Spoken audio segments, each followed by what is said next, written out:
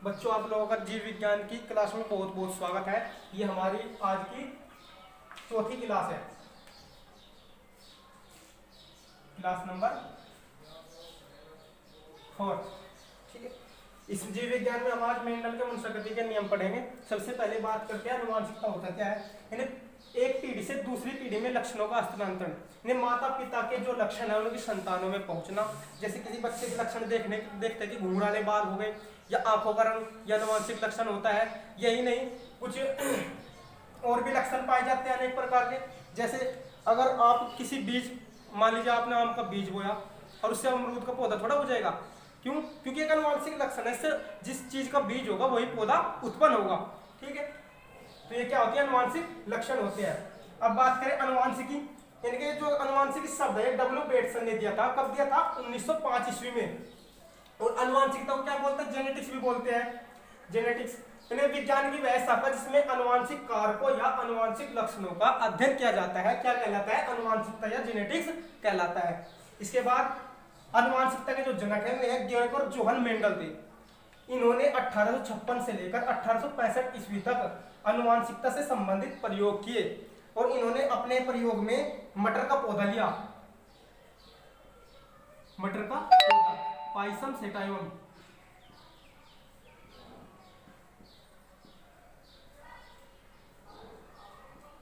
एक मीठी मटर थी जिसे आसानी से उगाया जा सकता है। यह एक द्विलिंगी पौधा है जिसमें नर और मादा दोनों पुष्प पाए जाते हैं। तो इस पौधे को लेकर के मेंडल ने अपने प्रयोग किए। और कौन कौन से महत्वपूर्ण प्रयोग किए? नंबर 1 आता है, मेंडल ने प्रयोग किया जो प्रभाविता का नियम। प्रभाविता का नियम। दूसरा प्रयोग था पृथक्करण का नियम।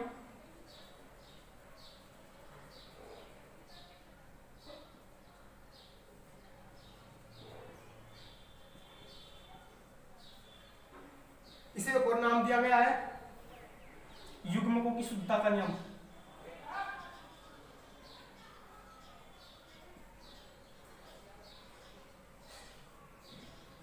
युग्मकों की शुद्धता का नियम। और तीसरा अंतिम प्रयोग जो था, ये क्या था? स्वतंत्र अपव्यूहन का नियम। स्वतंत्र अपव्यूहन का नियम। तो मेंडल के 3 प्रयोग थे। तो सबसे पहले हम प्रभाविता का नियम देखते क्या होता है। नियम क्या है? प्रभाविता का नियम। इसमें क्या होता है? जब समयुग्मजी लंबे पौधों का समयुग्मजी बोने पौधों के साथ क्रॉस कराया जाता है तो F1 पीढ़ी में लंबे पौधे प्राप्त होते हैं। यही नहीं, जो लंबापन है प्रभावी लक्षण होता है। तो प्रभावी लक्षण क्या होता है? जो अपना प्रभाव प्रदर्शित करता है, तथा अप्रभावी होता है जो अपना प्रभाव प्रदर्शित नहीं कर पाता। तो यानी कि जो लंबापन है ये क्या? प्रभावी लक्षण। और बोनापन अप्रभावी लक्षण होता है। जैसे मेंडल ने ये जनक पौधे हो गए,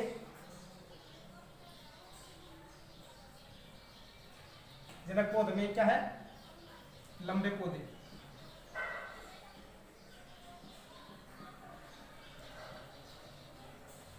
ठीक है, और ये बोने पौधे।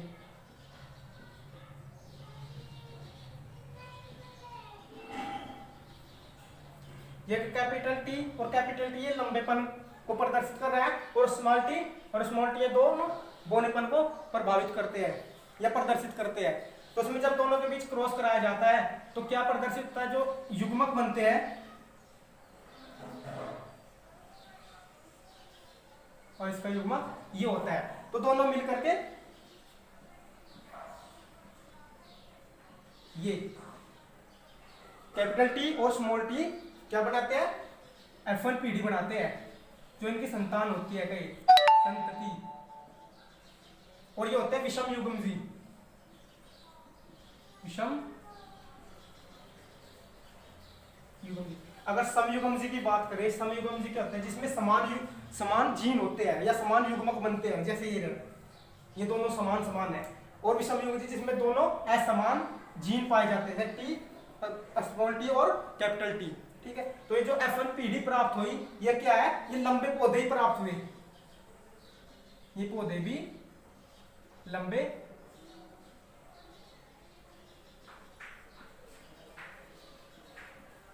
पौधे। तो ये क्या है, प्रभाविता का नियम, जो अपना प्रभाव प्रदर्शित कर दे वो प्रभावी, और अप्रभावी जो अपना प्रदर्शित नहीं कर सकता प्रभाव। ठीक है, मेंडल ने 3 नियम दिए थे। नंबर 1 प्रभाविता का नियम, दूसरा नियम पृथक्करण का नियम, युग्मों की शुद्धता का नियम, या फिर कहीं भी संयोजन का नियम, और तीसरा जो अंतिम नियम है वो नियम है स्वतंत्र अपव्यूहन का नियम। एक नियम हमने पढ़ लिया, अब है पृथक्करण का नियम। इसे युग्मों को शुद्धता का नियम भी बोलते हैं, या फिर कहीं भी संयोजन का नियम। तो ये होता क्या है, जब F1 पीढ़ी के विषम युग्मजी नर व विषम युग्मजी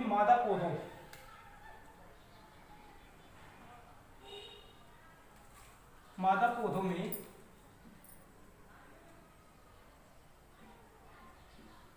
क्रॉस कराया जाता है, मादा पौधों में क्रॉस कराया जाता है, तो दूसरी पीढ़ी F2 की संतानों में परस्पर विपरीत लक्षणों का एक निश्चित अनुपात में पृथक्करण हो जाता है। इसे मेंडेल का पृथक्करण का नियम कहते हैं। अब समयुग्मजी क्या होता है, जब जो दोनों जीन समान होते हैं, जैसे हमने पिछले में लिया था ऐसे कैपिटल टीटी, ये क्या है समयुग्मजी, और एक मादा लिया था जो बूने पौधे थे में स्मॉल टीटी लिए थे, यानी कि यह समयुग्मजी, क्योंकि दोनों जीन क्या है समान है। विषमयुग्मजी में क्या होंगे, दोनों जो जीन होंगे वे असमान होंगे। अब जो उदाहरण दिया इसके तौर पर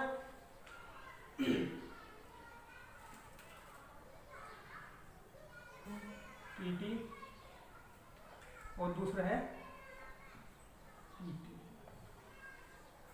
ये नर ये मादा, ये नर पौधा है जिसमें दोनों विषम युग्मजी है, जिसमें इसका जीन क्या हो जाएगा, इसमें 2 प्रकार के जीन है, एक कैपिटल टी और दूसरा स्मॉल टी। ये क्या है, युग्मक, और इसे बोलेंगे हम जनक पीढ़ी, जनक। और इसके जीन क्या है,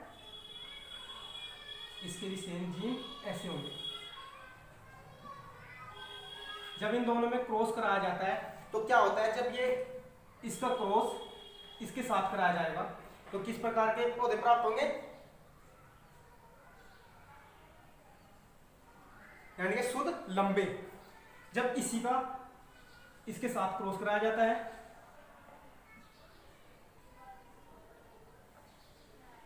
ये होंगे संकर लंबे, क्योंकि जो ये कैपिटल टी है ये प्रभावी लक्षण होता है और स्मॉल टी अप्रभावी। प्रभावी लक्षण जो होता है वो प्रभाव प्रदर्शित करता है। अब नंबर आ गया इसका, जब ये युग्मक इसके साथ क्रिया करता है, क्रॉस करता है, तो बन जाएगा क्या, सॉरी पहले इसके साथ नहीं होगा, इसका मिस्टेक होगी, सबसे पहले इसके साथ क्रॉस करेगा तो बन जाएगा ये कैपिटल टी स्मॉल टी, और अब यही क्रॉस करेगा इस युग्मक के साथ, ये बन गया स्मॉल टी स्मॉल टी। ठीक है, अब ये तो है शुद्ध लंबे, यह शुद्ध संकर लंबे,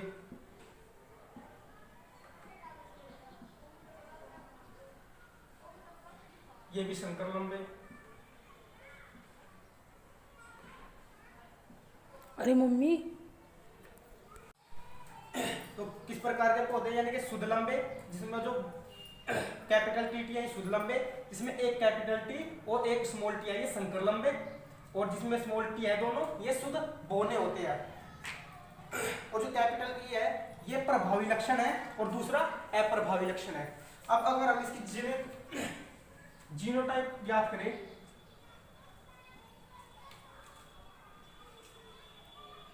जीनोटाइप रेशियो, इसे बोलते हैं हिंदी में जीन प्रूफ।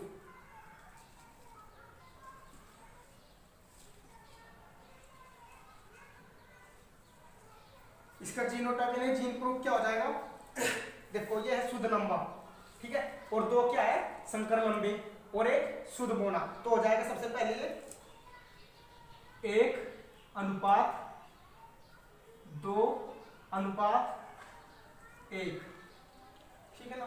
जीनोटाइप क्या होता है? तो जीन के आधार पर लक्षण देखे जाते हैं। और इसका फिनोटाइप क्या हो जाएगा?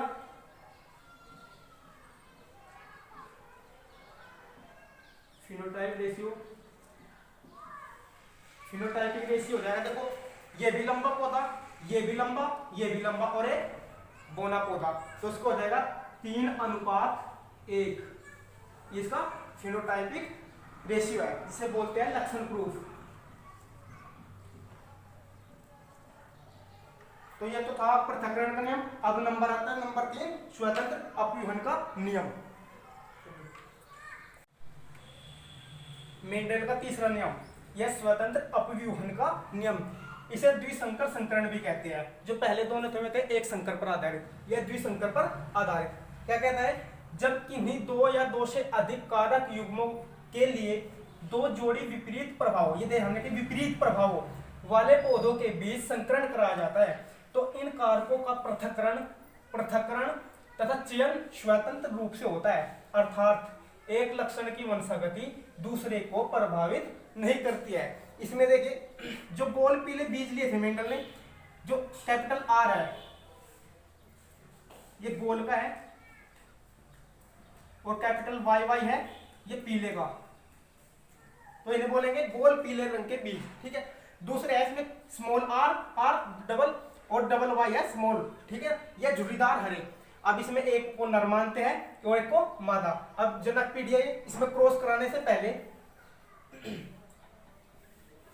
जब इसमें क्रॉस कराते हैं तो इसमें युग्मक बनते हैं सबसे पहले। तो युग्मक बनेंगे कैपिटल आर कैपिटल वाई और इसका युग्मक है स्मॉल आर स्मॉल वाई। इन दोनों को क्रॉस कराने के बाद तो F1 जो पीढ़ी होगी, F1 पीढ़ी क्या बन जाएगी? कैपिटल आर स्मॉल आर और कैपिटल वाई स्मॉल वाई। यानी कि इसमें कैसे पौधे प्राप्त होंगे? गोल पीले, F1 पीढ़ी में भी गोल पीले बीज प्राप्त होंगे।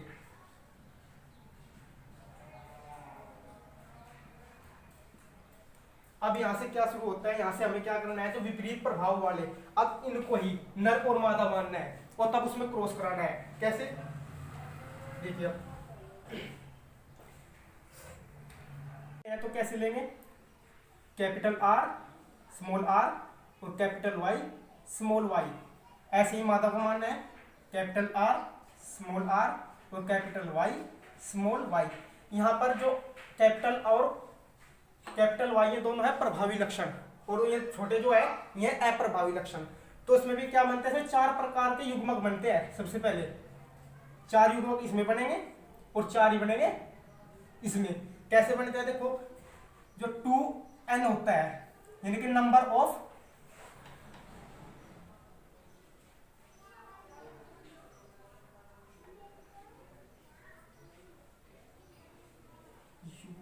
Homozygous,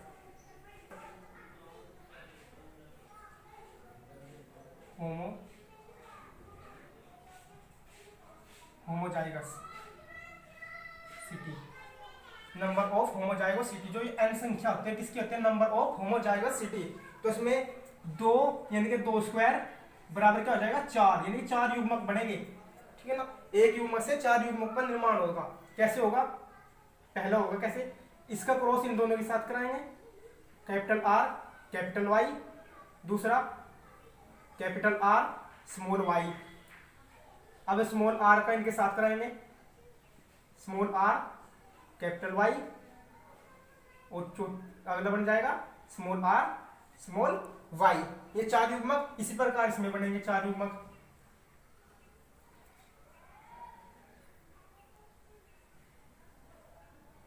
capital R Y small R capital Y और स्मॉल आर स्मॉल वाई।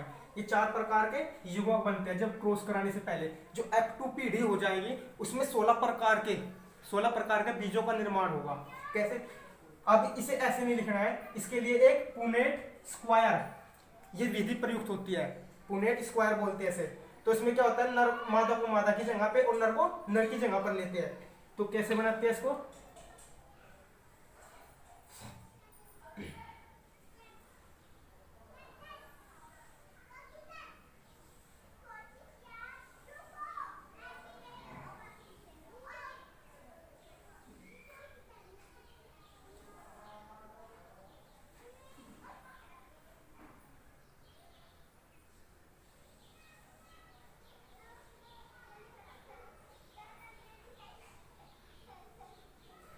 इसमें सबसे पहले क्या होगा, जो एक युग्मक है वो इन चारों के साथ क्रिया करेगा।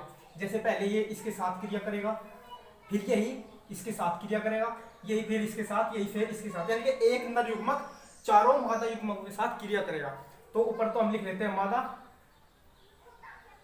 मादा के लिए एक चिन्ह होता है प्लस, और नीचे हो जाएगा नर, ये नर का हो गया। तो मादा के लिए सबसे पहले क्या है, आर आर वाई, एक कैपिटल आर और कैपिटल वाई, दूसरा है कैपिटल आर स्मॉल वाई, तीसरी डब है small R small capital Y, और फिर है स्मॉल आर स्मॉल वाई। ये मादा युग्मक हो गए। और इधर लेंगे हम नर युग्मक। इसमें क्या नर युग्मक, सबसे पहले capital R capital Y, capital R small Y और स्मॉल आर कैपिटल वाई और capital small R small Y. अब एक क्या करेगा, इन चारों के साथ क्रिया करेगा, और फिर दूसरा उन चारों के साथ, चार चार बार क्रिया होगी। तो देखिए ये कैपिटल आर के साथ करेगा तो क्या बन जाएगा, आर आर और वाई वाई वाई, ठीक है। फिर ये इसके साथ करेगा capital R capital Y small Y.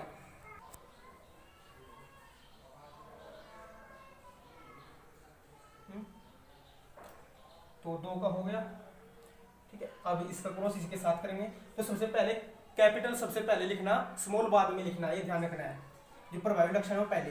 तो कैपिटल आर का कैपिटल आर छोटा स्मॉल आर के साथ करेंगे, क्या बन जाएगा, कैपिटल आर स्मॉल आर, फिर कैपिटल वाई स्मॉल वाई, ठीक है। अब ये इसके साथ करेगा कैपिटल आर स्मॉल आर और कैपिटल वाई स्मॉल वाई, ठीक है।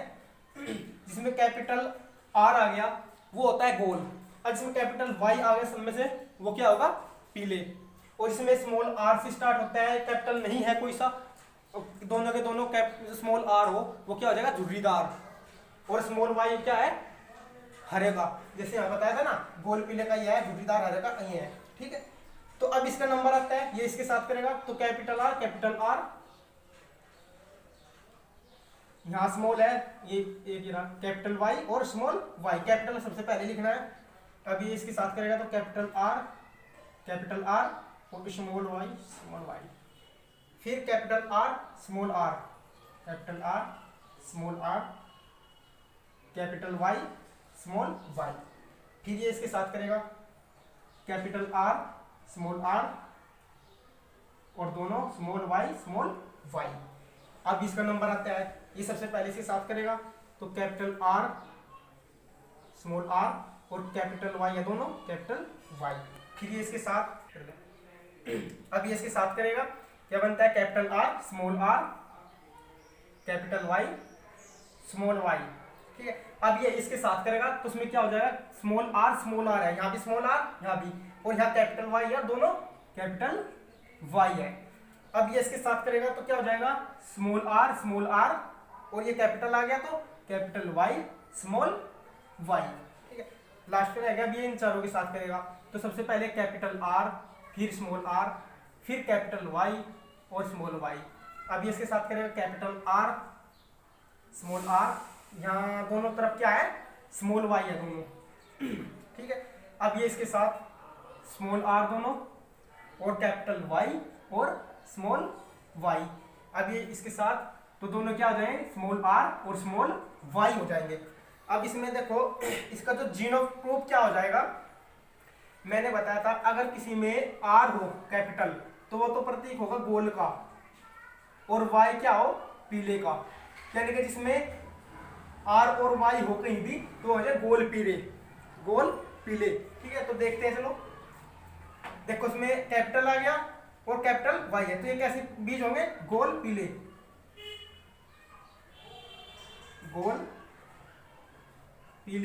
ठीक है। ये भी कैसे, गोल पीले, यहां देखें तो यहां भी दोनों में कैपिटल है तो क्या जाएगा, गोल पीले, इधर भी कैपिटल आर आ गया और कैपिटल वाई, ये भी गोल पीले बीज क्या था ये, capital R capital Y small Y, ये भी कैसे हो जाएगा गोल पीले। ठीक है, यहां भी कैसे हो जाएगा, देखो यहां पर डबल आर है तो ये तो गोल का हो गया प्रतीक, ये तो गोल हो गया और ये दोनों छूटे हैं, तो मैंने बताया तो स्मॉल वाई है ये कहेगा ये हरे का है और स्मॉल आर आर कहेगा है ये झुर्रीदार का है, झुर्रीदार बीज। ठीक है, तो स्मॉल आर तो नहीं है तो कैपिटल है, तो क्या हो गए गोल हो गए और ये हो गए हरे, तो इसका क्या हो जाएगा गोल हरे। ठीक है, अब इधर चलो, एक इसमें कैपिटल वाई है एक स्मॉल वाई है और कैपिटल आर है, तो ये कैसे गोल पीले, गोल पीले। इसकी बात करें कैपिटल आर स्मॉल आर और दोनों स्मॉल वाई।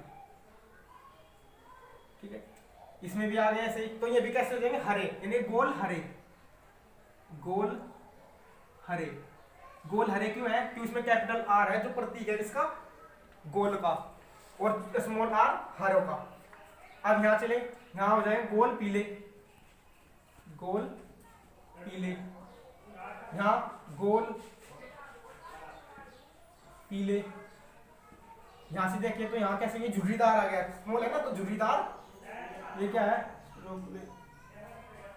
झुर्रीदार और यह पीले।